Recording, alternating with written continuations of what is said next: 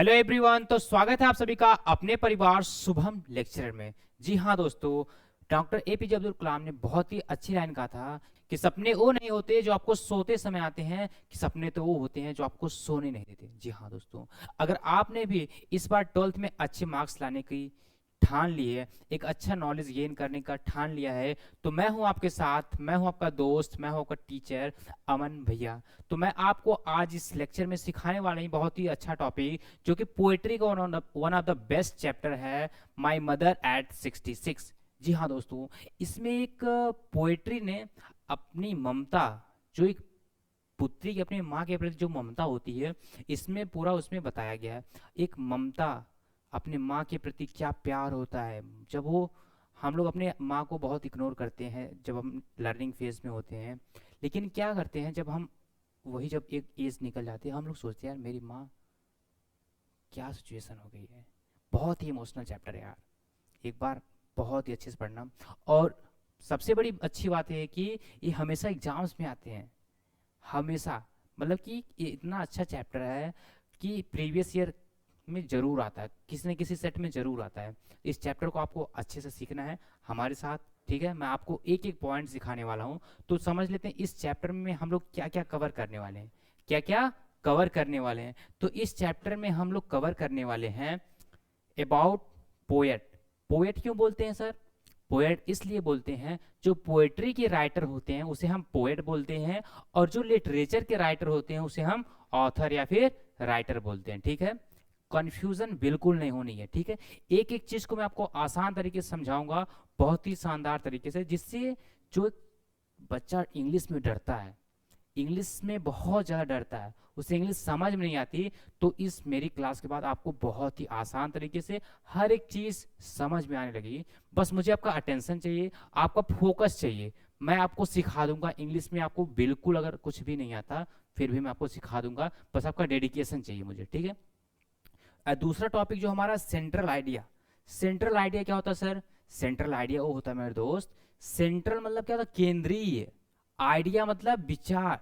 जो पोएट का, जो पोएट का सेंट्रल आइडिया, जो पोएट का इस पोएट्री में जो सेंट्रल आइडिया, केंद्रीय भाव है, उसको मैं आपको बताऊंगा इस वीडियो में, ठीक है। तो आपका पहला क्या होगा? About author, sorry about poet, poet के बारे में हो गया, ठीक है।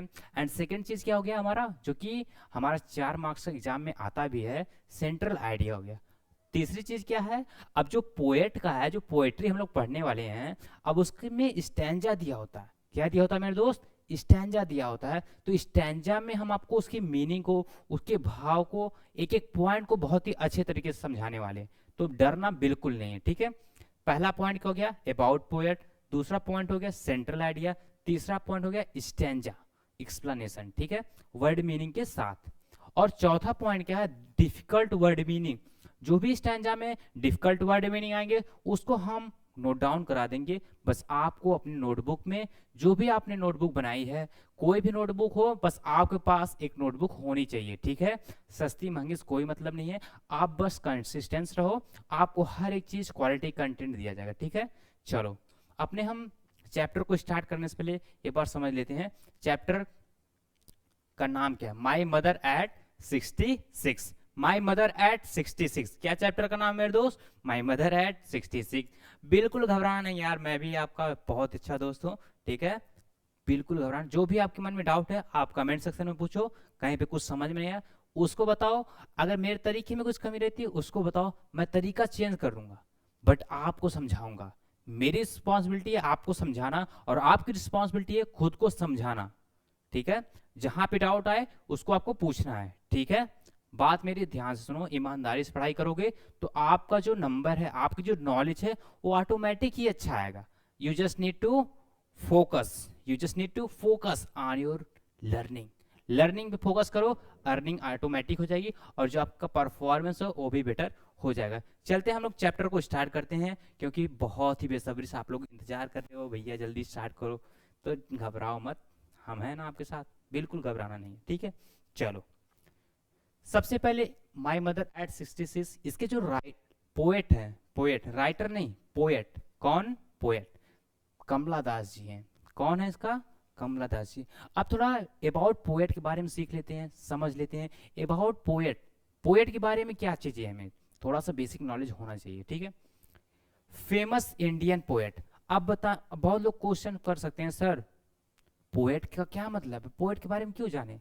लेकिन मेरे दोस्त, जब आप सेंट्रल आइडिया लिखते हो ना, तो वहां पे स्टार्टिंग करने के लिए आपके पास 3-4 पॉइंट रहेंगे, तो यहाँ से आपके लगभग 4 से 5 लाइन आप यहीं से बना सकते हो, ठीक है। तो सेंट्रल आइडिया लिखते समय आपके लिए बेनिफिट होगा, इसलिए एक एक पॉइंट को बहुत ही अच्छे तरीके से डिजाइन किए हैं। बस आपको नीड क्या है, फोकस होकर के नोट्स बनाना है, डेली प्रैक्टिस करना है, जहां पे डाउट आए पूछना है, बिल्कुल ऑनेस्ट रहो मेरे दोस्त। अगर आप खुद के साथ ऑनेस्ट नहीं हो तो कोई भी नहीं ऑनेस्ट, ठीक है। चलो, एक फेमस इंडियन पोएट है, क्या है, यह एक फेमस इंडियन पोएट हैं। कमला दास जी जो हैं वो एक भारतीय कवित्री हैं, ठीक है। क्या है, इंडियन फेमस पोएट हैं। नोन फॉर इमोशनल, नोन मतलब जानी जाती हैं, फॉर के लिए, इमोशनल मतलब भावनात्मक, एंड बोल्ड राइटिंग और अच्छी राइटिंग के लिए, ठीक, अच्छे लेखन के लिए। जो कमला दास जी हैं वो जानी जाती हैं लेखन के लिए, कैसे लेखन, इमोशनल और अच्छे। Wrote in English and Malayalam, जो इनकी पोएट्री होती है मलयालम और इंग्लिश में होती है। फेमस वर्क इनका क्या है, माई स्टोरी, ठीक है। बहुत ज्यादा टाइम नहीं लेंगे आपका, बस 1 मिनट, ठीक है। इतना आपको समझ में आ गया। चलो, अब इसके बाद हम लोग चलते हैं, थोड़ा हमारे बैच के बारे में देख लो। बैच के बारे में अभी हम लोग डिस्कस करेंगे, लेकिन उससे पहले हम लोग ऑनेस्टली क्लास को कंप्लीट करेंगे, ठीक है। ऐसे आपने देख लिया होगा, बट अभी हम लोग पहले कॉन्सेप्ट को पढ़ते हैं, ठीक है। चलो, क्योंकि हमारे लिए आप इंपॉर्टेंट हो, ठीक है। आपको क्वालिटी कंटेंट देनी, it's my responsibility, this is my responsibility, and आपकी रिस्पॉन्सिबिलिटी है आपको ऑनेस्टली अपने कॉन्सेप्ट को बेटर करना है हमारे साथ में, ठीक है। मैं आपके साथ हूँ तो आपको अपना साथ हमारे साथ चलना पड़ेगा, ठीक, अपना साथ हमारे साथ देना पड़ेगा। चलो, इस चैप्टर जो हमारा है, इस पोएट्री जो चैप्टर है, माई मदर एट 66, अब इसमें हमारा एक स्टैंजा दिया है। ऐसे आपके पेपर में भी स्टैंजा आता है, तो पेपर में स्टैंजा का स्टैंजा क्वेश्चन भी पूछा जाता है। तो अभी मैं क्वेश्चन आपको नहीं बताने वाला हूँ, क्वेश्चन अभी ओवरऑल रूप से थोड़ा बहुत बता दूंगा, बट कैसे सॉल्व करते हैं उसके लिए मैं एक पार्टिकुलर एक सेक्शन वीडियो लेके आऊंगा, ठीक है, जिससे आपको क्लियर कॉन्सेप्ट पता रहे। अभी हम क्या सीखेंगे, स्टैंजा का मीनिंग क्या है, स्टैंजे की जो डीप, जो पूरा भावार्थ क्या है, ताकि आप चैप्टर को समझ जाओ। जब चैप्टर को समझ जाओगे, वो क्वेश्चन कहीं से भी पूछे, आंसर आपके माइंड से ही आएगा, ठीक है। आपको बिल्कुल घबराना नहीं। चलो, अब इसमें पहले वर्ड मीनिंग देख लो। ड्राइविंग मतलब क्या होता है, गाड़ी चलाना, ठीक है, ड्राइविंग है व्हीकल। अब इसमें हम लोग समझते हैं स्टैंजा को 1 by 1। चलो मेरे दोस्त, ध्यान से समझना, ठीक है, बिल्कुल घबराना नहीं है। क्या करना है, बिल्कुल घबराना नहीं है। चलो, ड्राइविंग, 1 मिनट, ठीक।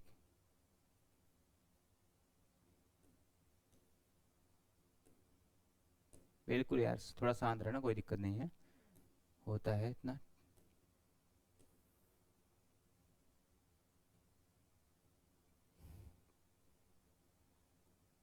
घबराना बिल्कुल नहीं है, ठीक है, हम है ना आपके साथ। चलो, ड्राइविंग क्या है, driving from my parents home, driving from my parents home. देखो, ड्राइविंग मतलब क्या होता है, गाड़ी चलाना, फ्रॉम मतलब से, माई मतलब मेरे, पेरेंट्स मतलब माता पिता। गाड़ी चलाते हुए कहां से, मेरे माता पिता के होम से, टू कोचीन लास्ट फ्राइडे, पिछले शुक्रवार की सुबह में कोचीन के लिए, ठीक है। अब इसको समझना एक एक पॉइंट। पहले वर्ड मीनिंग समझ गए, क्या कहना, ड्राइविंग मतलब कार चलाना, फ्रॉम मतलब से, माई मतलब मेरे, पेरेंट्स मतलब माता पिता, होम मतलब के घर से, टू मतलब को, कोचीन, लास्ट मतलब पिछले, फ्राइडे मतलब शुक्रवार, और मॉर्निंग मतलब सुबह। ये पहली बात मैं आपको बता दूं, जो पोएट्री सेक्शन होता है ना, इसमें थोड़ा फीलिंग को अपने अकॉर्डिंग एक्सप्लेन करना पड़ता है। जैसे लिटरेचर में होता है 1 to 1 वर्ड मीनिंग हम लोग बता देते हैं, यहाँ पे ऐसा नहीं चलता। पोएट्री एक फीलिंग होती है, उसको एक फील करके बताना पड़ता है, फील करके समझना पड़ता है, ठीक है, भावार्थ में, ठीक है। केवल वर्ड मीनिंग करोगे, इसका मीनिंग नहीं निकल पाता है, ठीक है। चलो, driving from my parents home, to Cochin last Friday morning. जो कवित्री कमला दास जी हैं वो कहती हैं कि जब मैं गाड़ी चला करके अपने पेरेंट्स के होम से कोचीन को जा रही थी। कब? पिछले शुक्रवार सुबह को। जब मैं पिछले शुक्रवार सुबह को अपने पेरेंट्स के होम से गाड़ी चलाते हुए मैं अपने कोचीन जा रही थी तो उन्होंने क्या देखा उस टाइम? आयशा, आई मतलब मैंने देखा। किसे देखा? My mother. Ayesha my mother, मैंने अपनी माता को देखा। ठीक है, इसमें कवित्री बहुत ही इमोशनल हो जाती हैं क्योंकि वो अपनी माता को देखती हैं बहुत ही दुखी भाव से, उनके फेस पीले पड़ गए हैं, उन्हें लगता है मेरी माँ तो बूढ़ी होने लगी है। ठीक है, ऐसे इसमें स्टैंजा में बताया गया। अब इसको हम समझते हैं। आई सा माई मदर, मैंने अपनी माता को देखा। बहुत इमोशनल हो गई यार। अभी आप ही अपनी माता को, अपने पिता को थोड़ा नर्वस फील में देखो तो आप लोग खुद इमोशनल हो जाओगे। तो ऐसे कवित्री कहते हैं कि आई सा माई मदर बिसाइड मी, जो मेरे बगल में बैठी हुई थी। कहाँ पे? कार में। डोज, डोज मतलब क्या होता है? थोड़ा सा स्लीपी लाइटली, मतलब ऊँघना, ऊँघाना, मतलब कि जैसे आप जब पढ़ाई करते हो ना कि हाँ भैया नींद आ रही हो, ऐसे गिरने लगते हो, तो ऊँघना मतलब वो, मतलब डोज मतलब क्या होता है? थोड़ा सा ऊँघना, नींद आना हल्की हल्की। ठीक है, ओपन माउथड।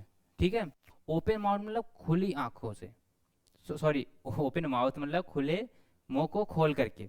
ठीक है, उनको ऊँघना आ रहा था, मतलब कि झपकी ले रही थी, मुंह को खोल करके वो झपकी ले रही थी।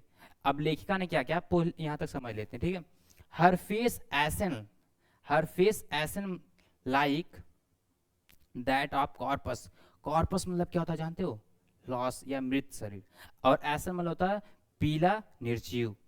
ठीक है, हर फेस उनका चेहरा, ऐसे मतलब पीला पड़ गया था। लाइक दैट मानो कि, यहाँ पे सिमिल का यूज हुआ। ठीक है, लाइक दैट मानो कि दैट ऑफ ए कॉर्पस, जो एक मृत शरीर की भांति हो।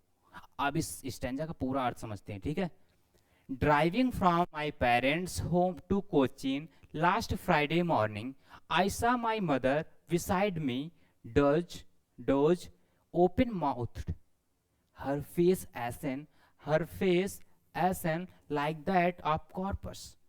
ठीक है, कवित्री स्टेंजा में कहना चाहती हैं कि जब मैं पिछले शुक्रवार को मैं अपने पेरेंट्स के होम से कोचीन जा रही थी तो मैं अपने बगल में माँ जो मेरी बैठी थी, मेरे बगल में जो मेरी माँ बैठी थी, उनको मैंने देखा। उनका जो फेस है वो पीला पड़ गया था और वह झपकियाँ ले रही थी, मुंह को खोल करके वह झपकियाँ ले रही थी और मैंने देखा उनका फेस पीला पड़ गया। मानो कि जैसे एक मृत शरीर की जो बॉडी होती है, जब वह मृत हो जाती है तो उसकी बॉडी पीली पड़ने लगती है, तो वह ऐसा सोच करके बहुत घबरा जाती हैं। और फिर इस स्टैंजा के माध्यम से आगे क्या कहना चाहती हैं हम लोग नेक्स्ट स्टैंजा में देखते हैं। अगर आपको वीडियो समझ में आ रही है, कॉन्सेप्ट समझ में आ रहा है, स्टैंजा की वर्ड मीनिंग समझ में आ रही है, तो आप लोग लाइक, शेयर, कमेंट, सब्सक्राइब जरूर कर लेना, क्योंकि हम आपको पूरा पढ़ाएंगे। पूरा इंग्लिश सब्जेक्ट, ग्रामर हो गया, वोकैब हो गया, राइटिंग हो गया, आर्टिकल हो गया, सब कवर करेंगे। आपको आज हाथ आपका पकड़े हैं, पूरा लेके चलेंगे। ठीक है, बीच में कहीं नहीं छोड़ेंगे। इसलिए चैनल को सब्सक्राइब कर लेना, फॉलो, शेयर, सब्सक्राइब सब कुछ कर लेना, कमेंट बिल्कुल करना जहां पे आपको कोई डाउट हो। चलते हैं नेक्स्ट स्टैंजा में। ठीक है, नेक्स्ट स्टैंजा क्या है समझते हैं। एंड, और रियलाइज्ड, महसूस किया। पहले वन बाय वन सीखेंगे वर्ड मीनिंग का मतलब, फिर एक्सप्लेन करेंगे। ठीक है, with pain that she was as old, और उन्होंने महसूस किया, कौन? जो लेखिका है, लेखिका ने महसूस किया विद पेन मतलब कि दर्द के साथ महसूस किया। सी वॉज एज ओल्ड, वह तो बूढ़ी हो चुकी है।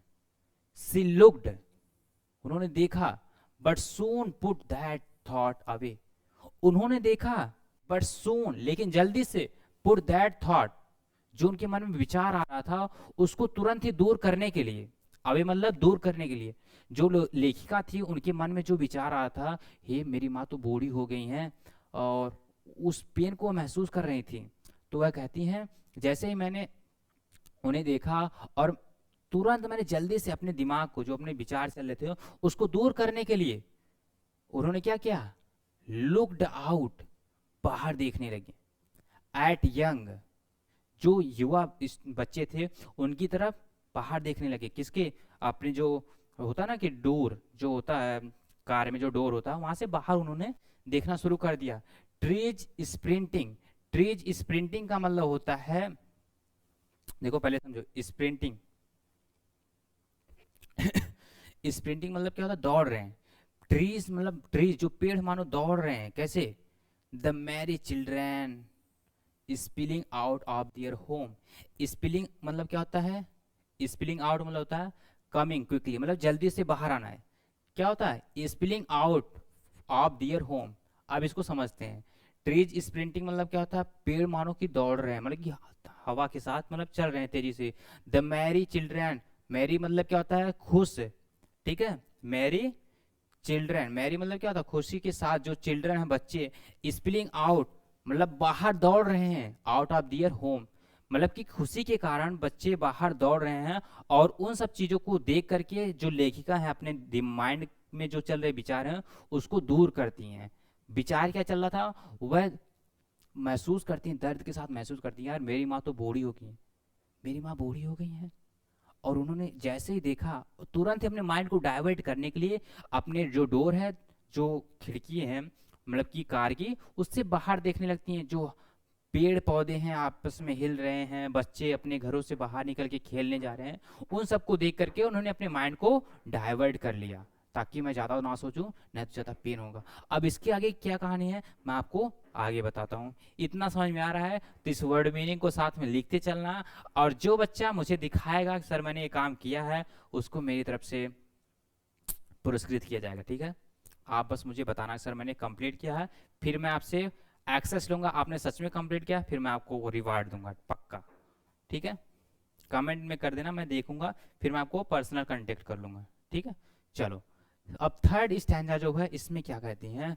But after the airports. अब जो वह कार से धीरे धीरे कोच्चिन एयरपोर्ट पे पहुंचती हैं, कोच्चिन के पास जो एयरपोर्ट है, but after the airport's security check.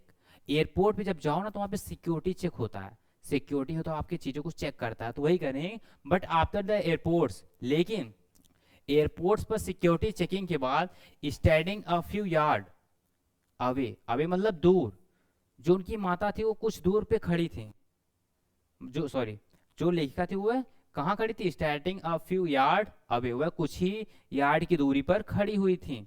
I looked again at her, मैं, जो लेखिका वो कह रही मैंने फिर से देखा, किसे देखा? अपनी माँ के फेस को।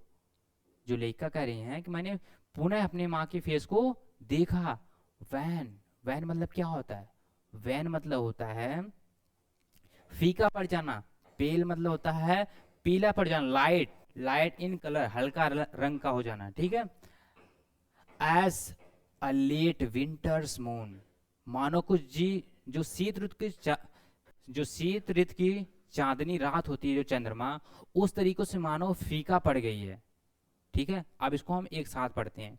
But after the airport's, but after the airport's security check. जो लेखिका कहती हैं जब वो एयरपोर्ट से पहुंचती हैं तो वहां पे जो बोर्ड चेकिंग होता है, सिक्योरिटी चेकिंग के बाद वह कुछ ही यार्ड पर खड़ी हुई थी और अपनी माँ की फेस को देखी जा रही थी, अपनी माँ की फेस को वो देखी जा रही थी। उनका जो फेस है वो मुरझा सा गया है, पीला पड़ गया है, मानो कि शीत ऋतु में जो होते हैं ना शीत ऋतु की चांदनी रात, शीत ऋतु की चांदनी रात की तरह एकदम फीका पड़ गया उनका शरीर, उनका फेस। वह बहुत ही इमोशनल हो गई हैं। बातें समझ में आ रही है आपको? बिल्कुल यार, आपको समझ में आएगी, ठीक है। और कहीं भी कुछ भी डाउट हो ना मेरे दोस्त, आप कमेंट करना, मैं आपको समझा के रहूंगा। I just need your time, I just need your attention, I will build your confidence, I will build your knowledge. मैं आपकी नॉलेज को ग्रोथ दूंगा, मैं आपकी नॉलेज को बढ़ा दूंगा, मैं आपके कॉन्सेप्ट को क्लियर कर दूंगा। बस मुझे आपका अटेंशन चाहिए, आपका प्रेजेंट चाहिए, आपका फोकस चाहिए, ठीक है बस। और इस इंपॉर्टेंट वर्ड मीनिंग को आप लोग नोट डाउन करते चलना, ठीक है। यहाँ पे कुछ मिसिंग है, ठीक है। चलो अब चलते हैं लास्ट, आई थिंक ये लास्ट होगा, हाँ लास्ट, इसके बाद स्टैंजा पे आ जाएंगे हम, सॉरी इसके बाद हम लोग सेंट्रल आइडिया पे। अब इसमें लास्ट में पढ़ लेते हैं। And felt that old, and felt और महसूस कर, दैट ओल्ड पुरानी, फैमिलियर परिचित, एक मतलब दर्द, माई चाइल्डहुड फियर्स, मेरे बचपन का डर। अब जो लेखिका है इसमें कहना चाहती हैं, एंड आई फेल्ट दैट, मैंने महसूस किया वह पुराना जो मुझसे परिचित डर था। जैसे कि बचपन में नहीं होता कि अपनी माँ को खो देने का डर, वही जो बचपन में उन्हें डर लगता था कि कहीं मैं अपनी माँ को खो ना दूं, वही यहाँ पे कह रही हैं कि मैंने महसूस किया कि मैं अपने बचपन का जो पुराना डर था मैंने फिर से महसूस किया। But all I said see you soon amma, लेकिन वह जानने के बाद भी कि कहीं मेरी माँ को कुछ हो न जाए, उसके बाद भी उन्होंने खुद से कहा सी यू सून अम्मा, हम जल्द ही मिलेंगे। अपनी मम्मी से कहती हैं सी यू सून अम्मा, जैसे आप नहीं करते हो। जैसे आपके पेरेंट्स हैं, अगर आप उनकी चोट लग जाती है तो अपने बच्चों से कभी नहीं कहते हैं बेटा मुझे ये प्रॉब्लम है, कभी वो ब्लेम नहीं करते हैं, हाँ सब ठीक है। वैसे लेखिका कहना चाहती हैं, कवित्री जो हैं कहना चाहती हैं अपने भाव के अनुसार कि मैंने अपनी मम्मी से कहा सी यू सून अम्मा, कोई दिक्कत नहीं, अपने आप से कह रहे हैं सी यू सून अम्मा, फिर जल्द ही मिलेंगे। And all I did was smile, smile and smile, और वह मुस्कुराती हुई चली जाती हैं कहाँ, कोचीन को। तो अगर इस चैप्टर को, अगर इस पोएट्री में कहीं पे भी कुछ भी कंफ्यूजन है आपको, तो मुझे जरूर कमेंट करना मेरे दोस्त, क्योंकि कंफ्यूजन, डाउट का होना अच्छी बात है, क्योंकि डाउट का होना अच्छी बात है, बट डाउट का रहना अच्छी बात नहीं है, ठीक है। इसलिए आप अपने पास डाउट बिल्कुल मत रखो, अपने कॉन्सेप्ट को क्लियर करो। कहीं पे थोड़ा सा भी डाउट आए कमेंट करो, सर मुझे इस वाली स्टैंजा में प्रॉब्लम है, मैं उसके लिए प्रॉपर आपकी हेल्प करूंगा, ठीक है।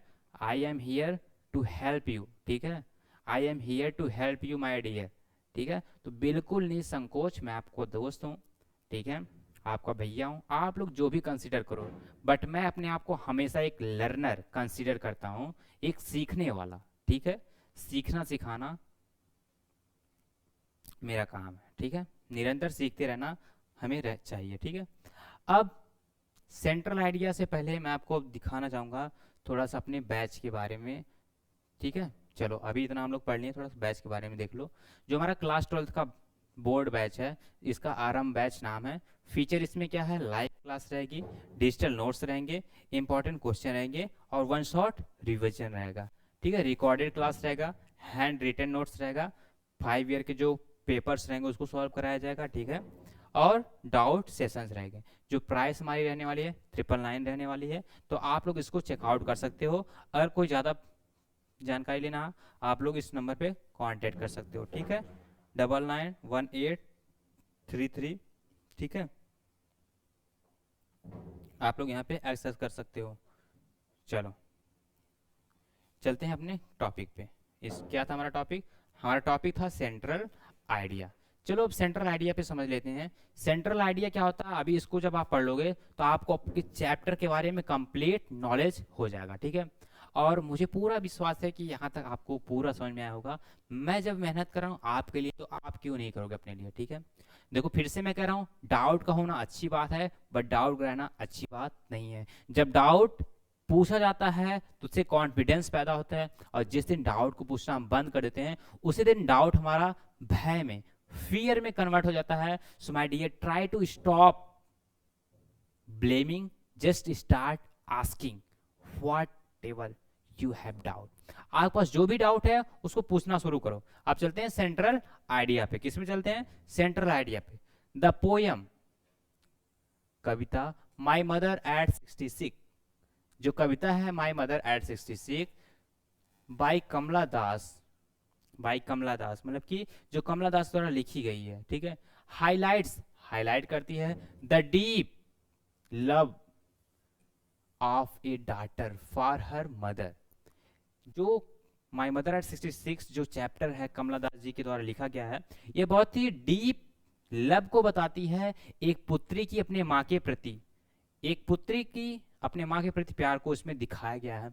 एंड और her fear of losing her due to old age, और उस पुत्री के अंदर जो डर है, उस पुत्र एक बेटी के अंदर जो डर है अपने माँ को खो देने का, ड्यू टू ओल्ड एज, बुढ़ापे के कारण खो देने का जो डर है उसको बताया गया है।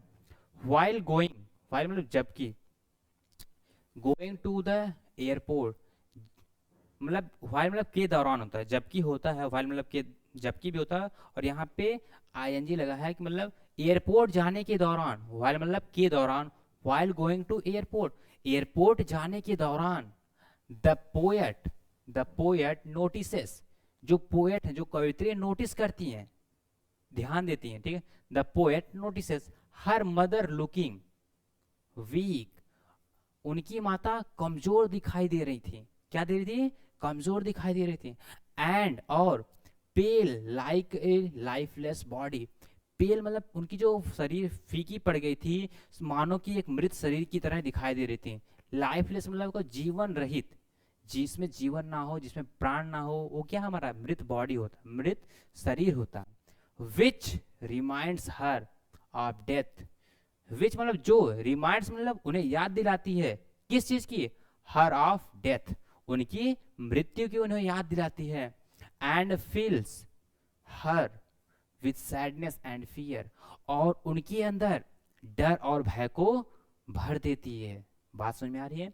इतने प्यार से समझा रहे हैं तो मुझे पूरा भरोसा है, इतने प्यार समझा रहे हैं तो मुझे पूरा भरोसा है आपको चीजें समझ में आ रही हैं, ठीक है, बहुत अच्छे से। फिर भी अगर कहीं पे कुछ डाउट होता है मेरे दोस्त, आप निश्चिंत होकर कमेंट करना, मैं आपको बताऊंगा, मैं आपका दोस्त, मैं आपका भाई, आप जो भी मुझे कंसिडर करते हो, बट हमें साथ जुड़ के पढ़ना है, सीखना है और जीतना है, ठीक है। टू ओवरकम, टू ओवरकम किसी चीज को कम करना, ठीक है, टू ओवरकम दीज थॉट्स, इन विचारों को, दीज मतलब इन विचारों को, थॉट्स मतलब विचारों को, इन विचारों को कम करने के लिए she looks outside at the young trees, वह सी लुक्स वह देखती हैं आउटसाइड बाहर की तरफ, एट द यंग ट्रीज, और जो छोटे छोटे यंग वृक्ष होते हैं उस साइड वह देखने लगती हैं, एंड हैप्पी चिल्ड्रन, और जो प्रसन्नचित बच्चे होते हैं बच्चों की तरफ देखने लगते हैं, विच सिंबलाइज लाइफ, जो एक जीवन को सिंबलाइज करते हैं, एनर्जी एंड यूथ, जो एक एनर्जी यूथ को सिंबलाइज करती है, हाउ एवर मगर her fear does not completely go away, लेकिन उनका जो डर है, हर फियर मतलब उनका डर, does not completely go away, लेकिन फिर भी उनका डर पूर्ण रूप से नहीं जाता है, दूर नहीं होता है, ठीक है।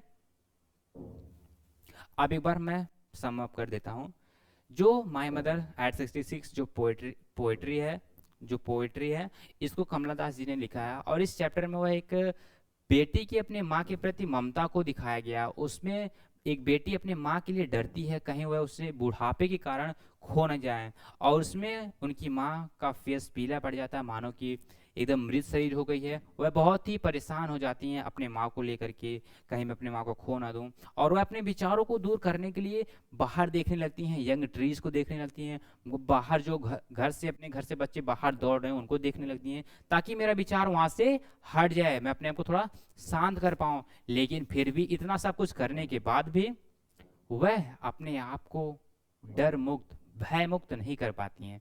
अब आगे क्या है चलो देखते हैं, ठीक है, बस हमारा एंड होने वाला है।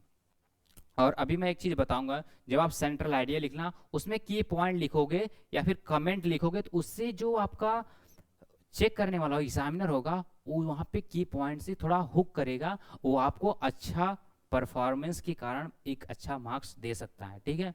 तो इसलिए सेंट्रल आइडिया के साथ साथ कुछ की पॉइंट हुक आपको देना है, ठीक है, जिससे आप थोड़ा डिफरेंट लगो। जब आप भी सेम धर्रे पे चलोगे तो फिर क्या आपको मिलेगा, कुछ नहीं, तो थोड़ा सा अलग चलना पड़ेगा।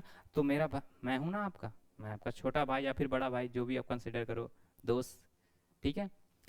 इन द एंड, और अंत में, she hides her pain, she hides वह छिपाती हैं हर पेन अपने दर्द को, and keeps smiling while saying goodbye to her mother, और मुस्कुराती रहे, एंड कीप्स स्माइलिंग, और मुस्कुराना जारी रखती हैं, while saying good boy, good boy अपनी माँ को गुड बॉय कहने के दौरान हम मुस्कुराती रहती हैं, शोइंग दिखाती हैं हर इनर स्ट्रेंथ, अपनी आंतरिक क्षमता को वह दिखाती हैं, द पोयम ब्यूटीफुली प्रेजेंट्स, जो कविता है बहुत ही अच्छे तरीके से, बहुत ही सुंदर तरीके से प्रेजेंट करती है, द थीम ऑफ लव, जो प्यार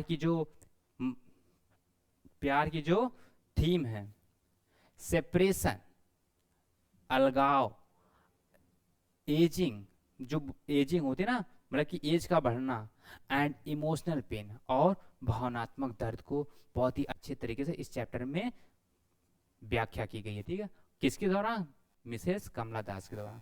अब इसमें जब आप सेंट्रल आइडिया लिख लेना तो लास्ट में क्या ऐड कर देना, की line must write for full marks.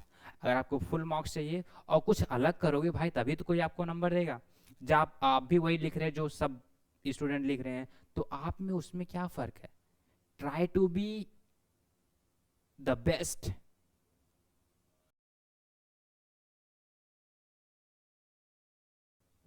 Try to represent yourself the best. Okay, तो लास्ट में क्या लिख देना है, love plus fear of separation plus reality of old as.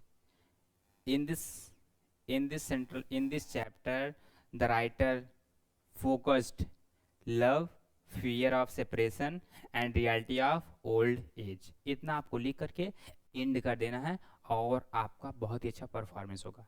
ठीक है, सो आई होप आपको इस chapter my mother at 66 written by Kamala Das ji बहुत ही अच्छा लगा होगा। और जाते जाते मैं यही कहना चाहूँगा यार, आपने कमिटमेंट करना है, आपने जो भी कमिटमेंट किया है उसे पूरा करना है। ठीक है, आप देखो डिसिप्लिन कुछ नहीं होता है, अगर आप अपने आप को डिसिप्लिन बनाना चाहते हो ना तो ऐसा मत करना कि सब कुछ एक ही दिन करना है। फॉर एग्जाम्पल आपको पहला चैप्टर कोई अगर कंप्लीट करना है तो उस चैप्टर को टॉपिक वाइज डिवाइड कर लो कि आज मैं अबाउट ऑथर पढ़ लूंगा, फिर स्टैंजा के बारे में पढ़ लूंगा, फिर उसके बाद मैं पढ़ लूंगा सेंट्रल आइडिया। ठीक है, एक एक पॉइंट को जब आप कंप्लीट करते हो तो आपके ऊपर प्रेशर नहीं होता है, जब प्रेशर नहीं होता तो परफॉर्मेंस सही रहता है। अंडर प्रेशर में जब आप आते हो परफॉर्मेंस स्पीड तो अच्छी हो जाती है बट क्वालिटी खराब हो जाती है। तो आपको क्वालिटी के साथ अपनी स्पीड को मेंटेन करना है, उसके लिए पहले से आपको प्रिपेयर करना पड़ेगा। अगर आप एग्जाम में परफॉर्म करना चाहते हो वेल, तो so you will have to start performing today. आपको आज ही से अच्छा परफॉर्म करना शुरू करना पड़ेगा। ठीक है, इसलिए अपने आप पे फोकस करो और अपने चीज़ों को अच्छे से सीखो। ठीक है, इस क्लास को हम यहीं एंड करते हैं और मैं यही कहूँगा कि अभी से जुड़ जाओ, अभी से लग जाओ पढ़ाई करने में। ठीक है मेरे दोस्त, so love you all, take care, बाबा, जय हिंद।